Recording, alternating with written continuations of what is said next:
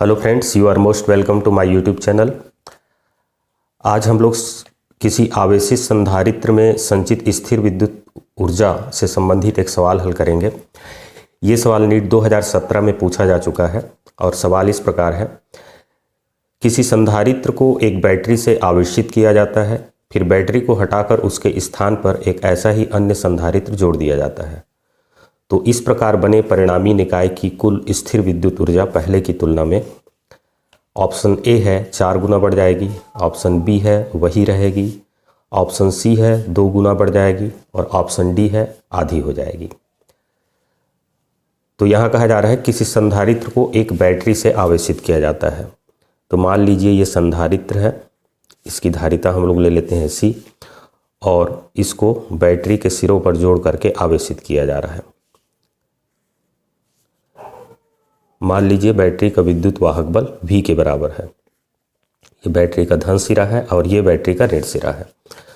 तो ये वाला सिरा धनावेशित हो जाएगा, ये वाला सिरा ऋणावेशित, और यदि इसका विद्युत वाहक बल भी है तो इसमें एक संचित आवेश की मात्रा हो जाएगी Q is equal to CV के बराबर।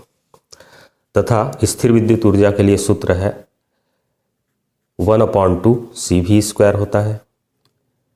इसी को हम लोग लिख सकते हैं 1/2 Q स्क्वायर अपॉन C, इसका उपयोग करके, और इसी को हम लोग लिख सकते हैं 1/2 QV।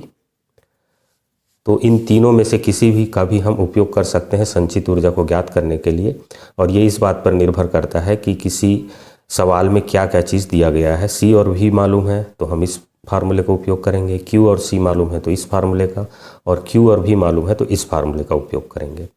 तो यहाँ पर ये संचित ऊर्जा हमको मिल गया। अब हम इस बैटरी को हटाकर इसके स्थान पर इसी धारिता का एक अनावेशित संधारित्र जोड़ देते हैं, जो कि पहले से आवेशित नहीं है और ये वाला आवेशित है। तो यहाँ पर ये दूसरा संधारित्र ये आवेशित है पहले से, और जैसे ही इस संधारित्र को हम लोग जोड़ेंगे तो यहाँ पर आवेश का पुनर्वितरण होगा और ये धनावेशित हो जाएगा इधर वाला सिरा, और इधर वाला सिरा ऋणावेशित हो जाएगा। इसका भी धारिता C है और इसका भी धारिता C है। अब यहाँ पर जब इसको हमने आवेशित किया था तो इसमें एकत्रित आवेश की मात्रा Q थी।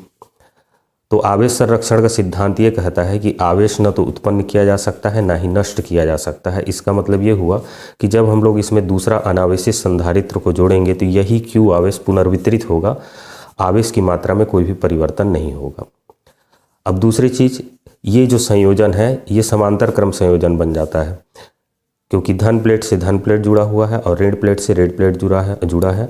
तो इसलिए इस संयोजन की कुल धारिता समांतर क्रम में जुड़ने पर हम जानते हैं कि दो संधारित्र यदि समांतर क्रम में जुड़े हों तो उस संयोजन की परिणामी धारिता दोनों संधारित्रों के धारिता के योग के बराबर होता है। तो इस संयोजन की कुल धारिता हो जाएगी C + C is equal to 2C, और इसमें जो संचित आवेश है वो Q ही रहेगा, क्योंकि आवेश न तो उत्पन्न किया जा सकता है ना ही नष्ट किया जा सकता है।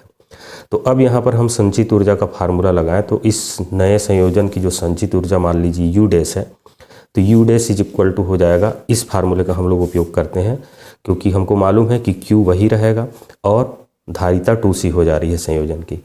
तो यहाँ पर 1/2 Q स्क्वायर और C की जगह यहाँ धारिता अब दुगनी हो गई है तो 2C हो जाएगा। या इसको आप ऐसा भी लिख सकते हैं, 1/2 को हम बाहर निकाल लेते हैं और ये हो जाएगा 1/2 Q स्क्वायर अपॉन C, जो कि संयोजन में पहले संचित ऊर्जा के बराबर है। U is equal to 1/2 Q square upon C, तो इसलिए U dash is equal to हो जाएगा 1/2 U। तो इस प्रकार से देखते हैं कि किसी संधारित्र को आवेशित कर फिर बैटरी को हटाकर उसी धारिता के संधारित्र के सिरों पर जोड़ने पर जो नए संयोजन की कुल ऊर्जा है, स्थिर विद्युत ऊर्जा, पहले की तुलना में आधी रह जाती है, 1/2 U हो जाती है। तो इन चार ऑप्शन में से देख सकते हैं, पहला है 4 गुना बढ़ जाएगा, दूसरा है वही रहेगी, तीसरा है 2 गुना बढ़ जाएगा, चौथा है आधी हो जाएगी। तो ये वाला ऑप्शन इस प्रश्न का सही उत्तर है। Thank you.